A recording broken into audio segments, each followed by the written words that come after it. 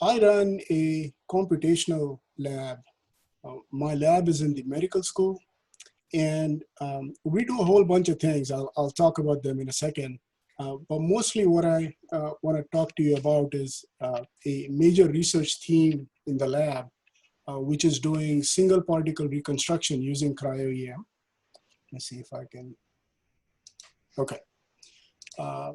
So we work on a lot of computational problems in biology and medicine. Our current work looks at things like Parkinson's disease, especially the longitudinal progression of Parkinson's disease. We do a lot of work on brain imaging, structural biology. So mostly I'm going to talk about the structural biology part today. And a lot of this depends on some sort of machine learning. So we are basically computational scientists who are interested in biology and medicine. Okay, so I don't want to talk about all of those topics. So let me give you a quick tour of what cryo-EM or cryogenic electron microscopy is. And this is a really nice video that Gabe Lander made back in 2009 when he was doing his PhD at the Scripps Institute in San Diego. So let's just walk through this. So the goal of cryo-EM is to actually understand molecular structure. So you start by purifying the protein. You take the purified protein, oh, this is going too fast. You start by purifying the protein.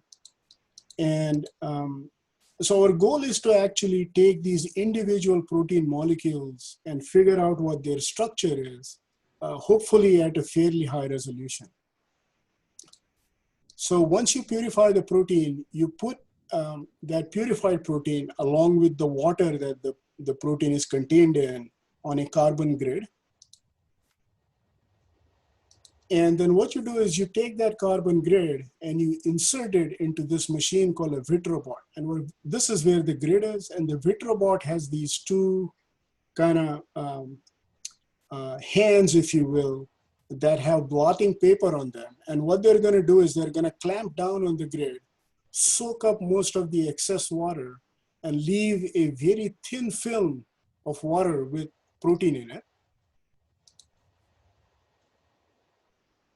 So they clamp down, you soak up the excess water, and then you freeze that at almost 0 degrees Kelvin. So you put that into liquid ethane, which I think is around 20 degrees Kelvin.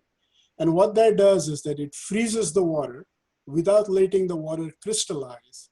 And all the protein molecules are then trapped in that little water layer. So you've gone from this Brownian motion to a rigid structure in which protein is trapped. You then stick that into an electron microscope, and then in that microscope, we have on that carbon grid these various molecules. So multiple copies of the same molecule now trapped at random orientations in that ice layer. So you turn the beam on, and when you turn the beam on, essentially what you get are shadows of these molecules. So you have lots of shadows. Say 100,000 molecules is not unusual. These days, people approach 1 million molecules. And the goal then is to take these images, which are these shadows. So that's a typical image from an electron microscope. It's actually a really good image. You then identify the molecules and then reconstruct back the 3D structure of whatever that molecule is. So this is a great movie. The only problem with this movie is that the actual images don't look anything like these really nice images in the movie. They kind of look like this. They're really bad images. So the heart of the problem is, how do you take all of these shadows and figure out what the 3D structure is? And it's somewhat miraculous that this actually works. And the reason this works is that way back in the 1920s, a mathematician proved a theorem that says, if you knew the shadows of a 3D object from all possible angles, then you could exactly reconstruct what that 3D object is. And sort of the computational aspect of this field is completely based on that result. It's a very miraculous result, actually. So there's been a lot of progress in the field, um, mostly driven by a new kind of camera that is now available called the direct detector camera. And the result of all of that is that the resolutions of our reconstructions have become really close to being atomic. So before 2012, before we had access to the new camera, our resolutions were around, let's just say 10 angstroms or so. These days, we're getting towards 2 angstroms. Just to give you a sense of what 2 angstroms is, hydrogen atom, which is the smallest atom we know, has a diameter of 1 angstrom. So we're getting very close to atomic resolutions.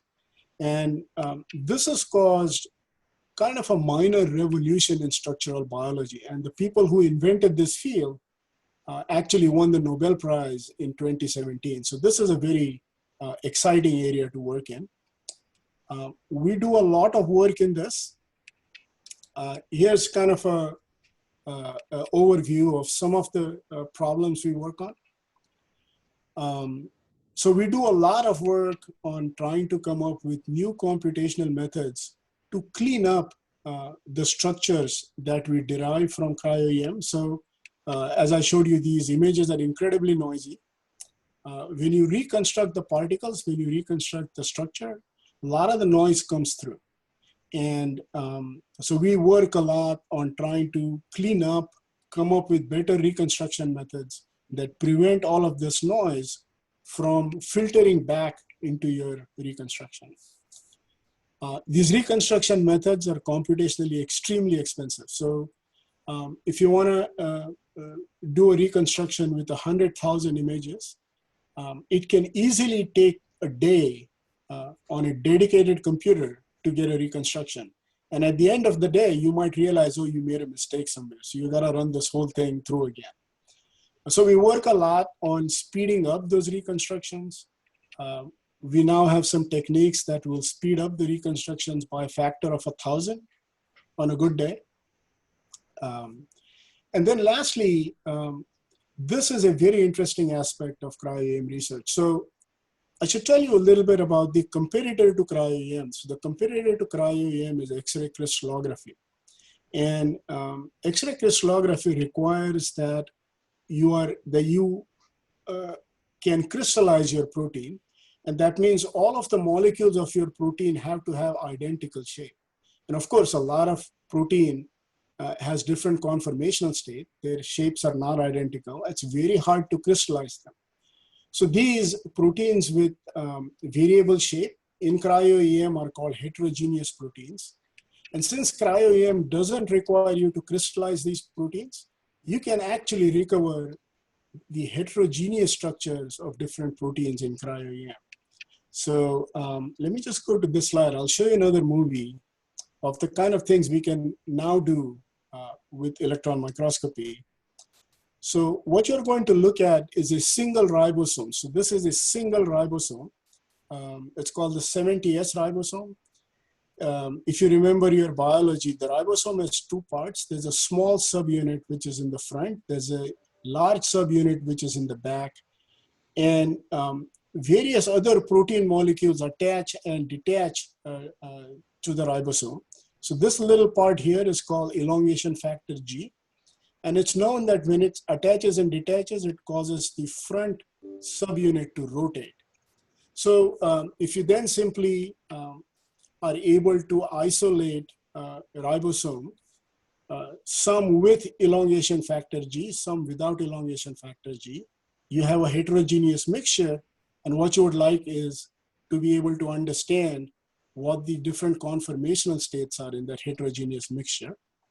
So here's what we get from our algorithm. So that's called the stalk, if you know something about ribosome anatomy.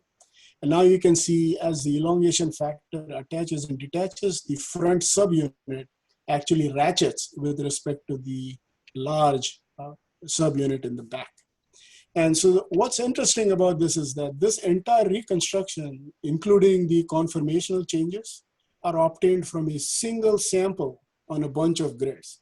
And this is really the power of cryo-EM, that we are now able to see some of the dynamics of conformational change with a single sample. Okay, so let me just stop there. That's kind of a taste of the kind of problems we work on. There are lots of critical open problems in cryo-EM, and we would love to get a bunch of students take a shot at solving them. My group is quite small. We have of the order of 5 students and postdocs, mostly because I like to keep the group small because so I can have very close interactions with them. A lot of the problems we work on have kind of an underlying mathematical structure.